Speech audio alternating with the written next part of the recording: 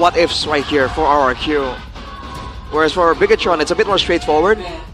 It's literally the same comp. Nothing critical from them has been removed by RRQ. Lineup rating favors RQ though. Yep. So I guess we'll see with the changes from game number 2 to game number 3. With the Phobius, with the Carry, with the Hilda, the Gothot as well. How will this matchup turn out? Will it be a 2-1 for BTR? Or will it be a 2-1 for the Kings of Kings, RRQ? Let's head over to the Land of Dawn. Let's head over to game number 3. Early on, aggressive moves this time from the Hilda on RRQ side. It was on orange buff. And did he delay Nile? Because Sutojin is already done with the purple. No, it's pretty much equal or the same there. Edok though will continue this pressure. Alright. Now going for a more conservative route, but Edok spots him. Yep. Tries to get in the way. A lot of brushes available for the Hilda. That's a bit of a big plus for this pick. So, RRQ no Obsidia, but Bigetron no Badang. Yeah. That's a very different look. The Badang play was part of the reason why they were able to actually get the backline, even though their comp doesn't really scale as well. Emblems by GamesMax, Master Assassin for Toys, trying to get some dominance there against a CC. Not what we were expecting. Tenacity for Riz as well, respecting the damage potential. Not a lot of emphasis on movement here. It's all about surviving, getting some stats to win out in those skirmishes. Because in the early game before, you have to remember, RRQ, they survived with a small sliver of HP. It's Obsidian Jawhead difference too, so we'll see how Edok can play without the Jawhead here. Rez doing a good job though. Seems to be comfortable on this Arlet, that's for sure. Gonna get the EXP buff as well. Alright, already a bit of a lead. Level 4 Rez already in the bushes. Bigetron are gonna be forced to respect it. What's the angle though? Who's gonna pull the trigger first? In theory, RRQ with the Farsa wants to try and get an aggressive move. But oh! They go in onto Shogun, who doesn't land the Dark Wave. It's giving the Shadow Kill over to the back. Now Rins as well going to be initiated on Shogun. Still jumping around, getting the pick on Rins. First blood already. Now Edok almost finding the kill back. Shogun missing the Dark Wave again, but will be able to go for the jump if he decides to.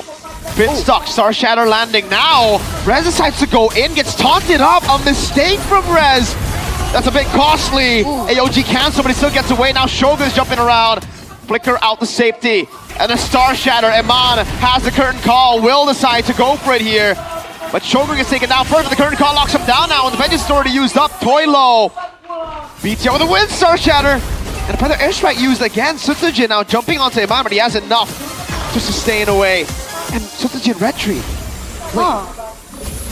So, no retribution for the next neutral objective. They need to find a way to buy a little bit more time. Finn has level 4 now. Good taunt with the final slash there. Not landing now. Gets the free turtle. Seems like RRQ are banking on winning out the fight, ignoring the neutral objective. Nile! Again with the quad shadow. Now the shadow kill. Translated perfectly. And it will be the lethal take. Rez is still there. Shogun comes in for the backup. So the Jin on the way to purple buff. Marino spots him. Alright, it's a steal from Sutojin. All in all, 3 kills to 1 for Bigetron, but the gold lead only at 500. Gotta try and find ways to extend it even more, but Shogun definitely having a bit more of a lead technically in this lane. Oh, Rez. Should be fine. He gets out, no problem. There was a rotation happening from Nile as well. And so far, things are a lot different, right? Tempo, not as fast. Remember, Edok on the Hilda will be able to scout a lot more compared to the previous game, but not a lot of playmaking potential, not a lot of pick-off potential that RRQ will be able to utilize. Player head-to-head now for both mid laners. Well, Moreno having an advantage there. He did a lot of work in that early fight there, damage-wise and pressure-wise. But still not significant enough to call like a decisive lead. As of right now, I think RRQ, without the extra Jawhead playmaking tool, it's just Rez. And because it's just Rez, Rez himself is feeling a lot of pressure, and Bigetron has a lot of pressure alleviated because they know the main thing they have to avoid is a big final slash play. Everything else, a lot more manageable. Uh-oh, bottom lane. Electrifying beats, but Shogun stays alive, but he has to burn Flicker, and he's gonna lose on in Prio, so RQ with a better rotation, the Turtle too. He's gonna have to wait a little bit. Go for a recall as well. A man advantage for RQ for the setup for the first turtle. And the rotation is already there. Let's see how this goes, man. Bigetron definitely want to contest this, want to find something. E-Dog is going to try and go for a bit of a flank, find Nile, but he has to be careful, can't go too deep here. Yeah, they might just go on E-Dog here. Retchi already used off. They will go for the pick. Oh, Rez! Final slash! Now it's Shogun with a jump in forward. Curtain call locks him down. The Dark Wave not landing again. Toy. Shogun going to be caught. Has it in front of Pursuit, but will be taken out again. Iman caught, and they go in with Electrifying Beats. Iman runs away. Finn gets out. The Star Shatter doesn't land. And RQ are back in business. Alright, 2-for-1 trade. Only E-Dog being taken Whoa. down. Super worth it. It looks like Finn was looking for an AOG onto the members, but it was enough to take RQ, you know, to shoo them a little bit so they could still protect that mid wave. So that's what we were talking about earlier, man.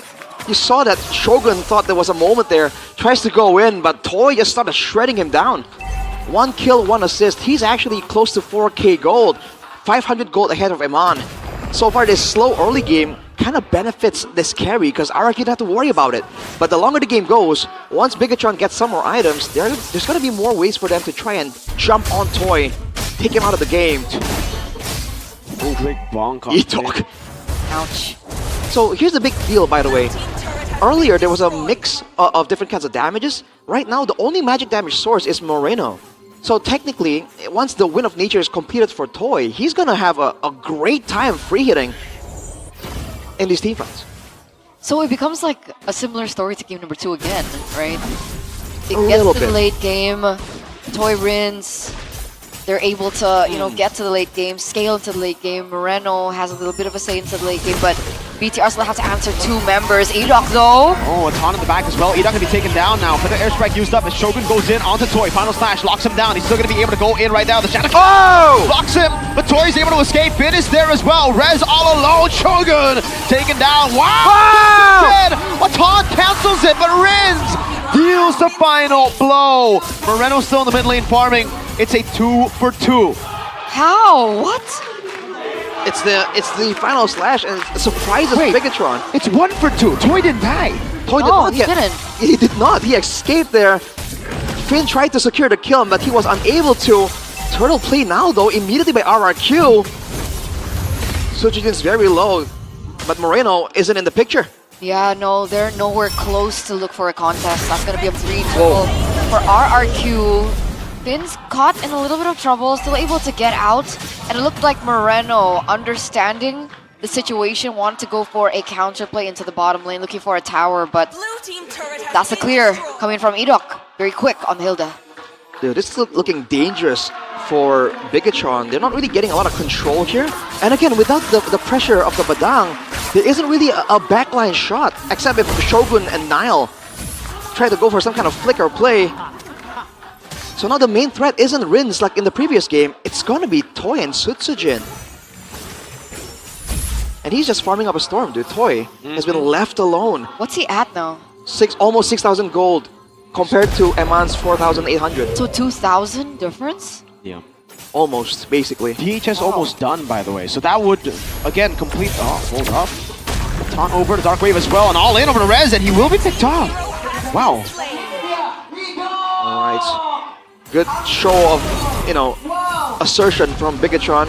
Trying to show them that you can't just walk around without danger. But they gotta be careful doing that. If they keep using everything to take out the Arlet, like we said, the carry, the Joy, the Farsa, so much more danger available from RRQ. But even with so much dive, we thought that maybe Shogun would have, you know, a little bit more leeway, I think, tools to utilize. It's because they haven't gone in together. It's always very split up. And 1v1, I don't think there's a way for Shogun to 1v1 the carry. We saw that earlier. It was almost a 1v1 with some assistance for Shogun. And Toy, until the backup arrives, was happy to just duel Shogun. Hold up in. Oh, That's a stun on him. But the airstrike as well with the revitalized final slash. Wow! Wow. But in the back line is going to be the AOG coming down. Toy already isolated, but Shogun will continue to jump on Rins. It'll be 1-for-1 right now, but they're still both fighting. Actually, Rins actually fell as well, so 2-for-1 in favor of BTR. 2-for-1 in favor of BTR indeed. Toy is so slippery as well to get out of that situation. It did favor BTR, but remember, Toy is still able to push in that bottom lane, perhaps looking for the next setup on the neutral objective. Can they go for the contest? Sutsujin. He's far away though. Man's doing a bit of damage over to Edok. That's going to be the power of wildness already with the current call now. Edok's going to be shredded down, and Sutsujin makes his way with electrifying beats, but Shogun's right there as well. The shadow kill used up, and Mon in the 2v1 situation earlier zoned them both. The Predator airstrike! Whoa! Lethal ignition and the glowing one. Final tick. Man, that was way, way close. But that's a lore take from Bigetron. They're able to go for, again, a big play, get some value, and go straight for the neutral objective. But that's a swift trinity completed for Toy. The concern right now is that Toy is the guy with the most gold on RRQ. So the gold lead isn't really existent if Toy can't get active in the fight. And you just saw that with the Vengeance, Eman can zone him out quite efficiently. As Niall looks for a play here. Oh. Ooh, doesn't read it. Sutsujin. Oh. He might actually be going for the play. Edok caught with the bottom lane. Wow, the Lord will only get tier 1. Oh, not even?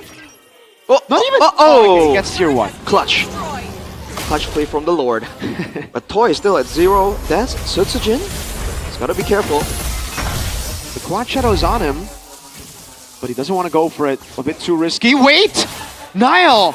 Wow, that was very risky, my friend. He goes for it again. I guess you gotta grab some attention, force some respect away from RRQ. Red team turret has been Now they're playing it slow. And in the late game, there's the... Oh, what the heck? And Niall goes for it again. This time doesn't find it though. Rins! Final slash, able Oh! to air strike, locks him down. Niall unable to go for it in time. And on with the current call, the damage coming down as well as Rez is able to get out with the revitalize. Doesn't save Shogun. RRQ with a win. Niall feeling a little cheeky, did not pay off for him in the end. Man, Rez read that like a book. Niall gets taken out, unable to get out in time with the quad shadow. Shogun goes down as well. Luckily, there aren't any objectives on the map, but still losing 2 members here. destroyed. That's a tower, though taken in by BTR. Whoa, Sutsujin's gonna have to respect this. And just walk in. Maybe you can. Maybe you can, brother man. Oh, Toy pops in ultimate. We'll get a turret, so it's not lost in value. Team turret has been destroyed. All right. Feels the purple buff too. And they back out. They got the purple. They lost the mid turret though, despite winning, quote-unquote, the fight. They gotta set up. I was about to say, there's the angle for RRQ to melt down the Lord as well. They don't have a Lunox, but they have a carry that's scaling so well right now. Bigetron, they have to make sure that they play this macro game perfect. What's the next item for Toy? Wind of Nature? I would go Wind of Nature. It's so value right now. Oh, I mean, if you... But Moreno.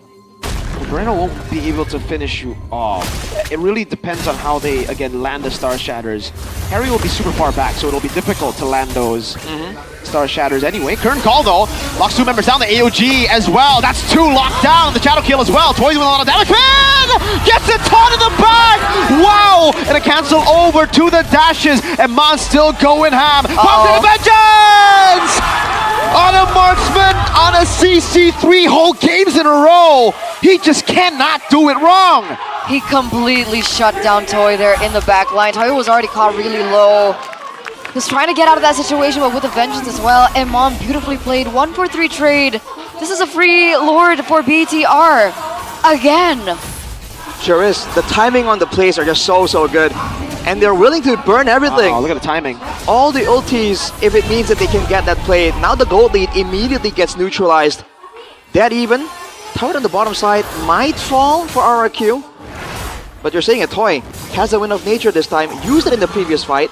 But the Vengeance is a big problem.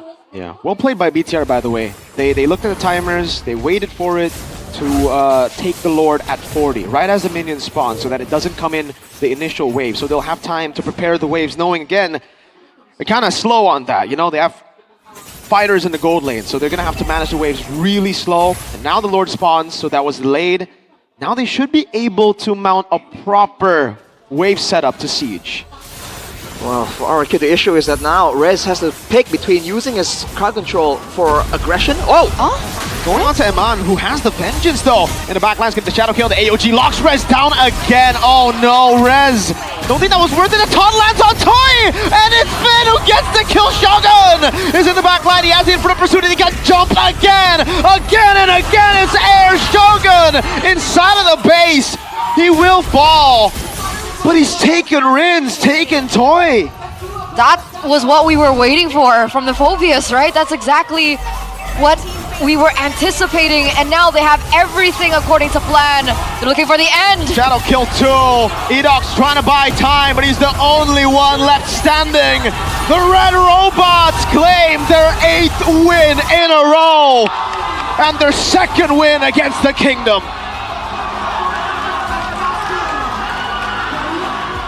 "15 minutes and 12 seconds. Wow, I mean, amazing games all across the board.